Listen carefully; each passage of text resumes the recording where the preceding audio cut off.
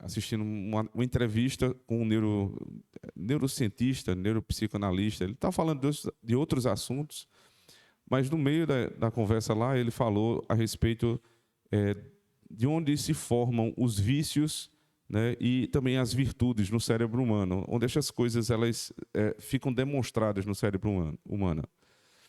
E ele, com muita desenvoltura, inclusive, ele mostrou que exatamente o mesmo lugar onde os vícios se desenvolvem, eles se apresentam no cérebro, é exatamente o mesmo lugar onde as virtudes, vícios e virtudes, eles se apresentam no cérebro humano de uma forma muito semelhante, na verdade igual. Não há distinção nenhuma, porque é um lugar onde os prazeres eles são desenvolvidos. Ou seja, para o homem, a virtude, o desenvolvimento de uma virtude gera um prazer. E o desenvolvimento de um vício também.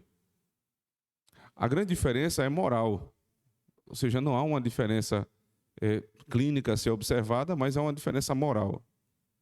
A diferença entre virtude e vício, na Escritura, ela diz respeito à lei de Deus. Mas se nós observarmos, aquilo que este neurocientista falou tem muito fundamento. É corroborado, é confirmado na Escritura. Porque de onde surgem os vícios? Senão no desvirtuar da virtude. Por exemplo, a Bíblia nos ensina que é bom que o homem ele tenha desejos por uma mulher. Isso é uma virtude masculina, ele desenvolver afeição por uma mulher e ele desejar tê-la como sua própria esposa. Qual é o vício que vem disso? Pornografia, imundícia, prostituição. Todos esses são vícios que provêm de uma mesma origem.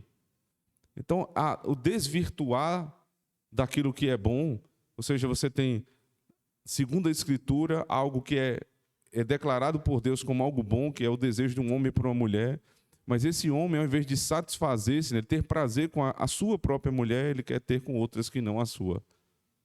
Ele quer ter de um modo que não aquele que foi indicado na Escritura. E aí é onde mora o vício. Assim, com todos os outros mandamentos, nós poderíamos fazer esse tipo de exercício, você perceberia que, por exemplo, o primeiro mandamento que nos ensina a crermos, mas também nos ensina a não crermos em outros deuses, ele se dá no mesmo sentido. Nós devemos crer no verdadeiro Deus. E isto implica que todos os deuses falsos estão proibidos de serem o alvo ou objeto da nossa fé.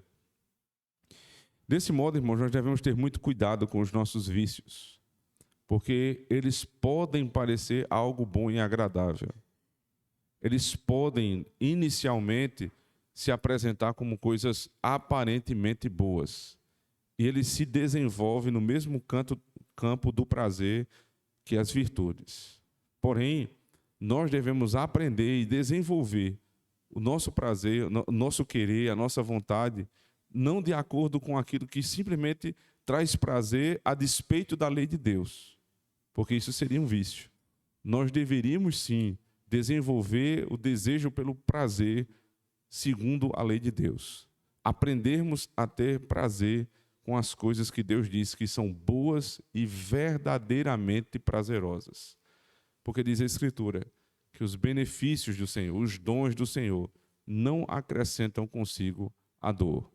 O sofrimento não vem. Todos os vícios, aparentemente, na hora em que eles estão sendo ali provados, eles são prazerosos, mas o final é a morte. Nós possamos orar agora confessando ao Senhor. Muitas vezes caímos em pecados viciantes ou nos deixamos levar por prazeres que podem nos viciar. E assim nós vamos confessar a Deus que quebramos a sua lei, esperando dele, por meio do arrependimento e confissão de pecados, o perdão. Oremos ao Senhor. Pai Santíssimo, estamos aqui, Senhor Deus, agora envergonhados, porque aquilo que nós acabamos de ouvir, em muitas ocasiões, foi o pecado que nós cometemos. Nós, Senhor, buscamos o prazer pelo prazer. Prazer na comida, prazer nas conversas, o prazer, Senhor Deus, carnal. E nos esquecemos que todas essas coisas precisam ser reguladas pela Tua lei.